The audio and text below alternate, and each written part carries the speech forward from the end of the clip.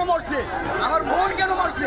যারা নির্যাতনকারী আছে, যারা জুলুমকারী আছে, এদের আমরা কঠিন বিচার চাই। আমাদের বাংলাদেশ অসুস্থ বলে আমরা রাজপথে। আমাদের 9টি দফা মানতে হবে, মানতেই হবে। আমাদের এখন দায়িত্ব আমাদের ছেলেপেলের পাশে থাকা। আমাদের সন্তানদেরকে গুলি করে মারা এই পুলিশ বাহিনীর পোশাকে কারা? আমাদের সন্তান যে ন্যায্য দাবি করেছে তার পক্ষে আছি। আন্দোলনকারীদের জন্য গণভবনের দরজা খুললেন প্রধানমন্ত্রী। বললেন, সংঘাত বন্ধে বসতে চান আলোচনায়। আটক সাধারণ শিক্ষার্থীদের মুক্তি দেওয়ার নির্দেশ। দেখছিলেন প্রধান শিরোনাম। দুপুরের সময় সঙ্গে আছি আমি শায়লা রহমান ইমা। এবার অন্যান্য শীর্ষ সংবাদ।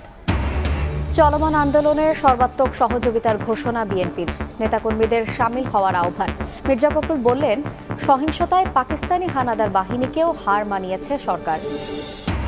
গুজবে সয়লাব সামাজিক যোগাযোগ মাধ্যম। স্বার্থান্বেষী মহলের ভুয়া তথ্যে বিভ্রান্ত হচ্ছেন অনেকে। যাচাই বাছাই ছাড়া বিশ্বাস ও শেয়ার না করার পরামর্শ। পোশাক কারখানায় সহিংসতার প্রভাব। শ্রমিকের বেতন দেয়া নিয়ে চিন্তায় মালিকরা। জ্বালানি সংকট ও কাস্টমস হয়রানি দূর করার দাবি। পরিস্থিতি দ্রুত স্বাভাবিক করার তাগিদ।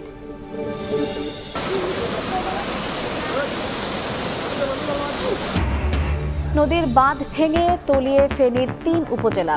পানিবন্দী ৬০ গ্রামের মানুষ। নষ্ট হচ্ছে হাজার হাজার হেক্টর আমনের চারা। ভেসে গেছে কয়েকশো পুকুর।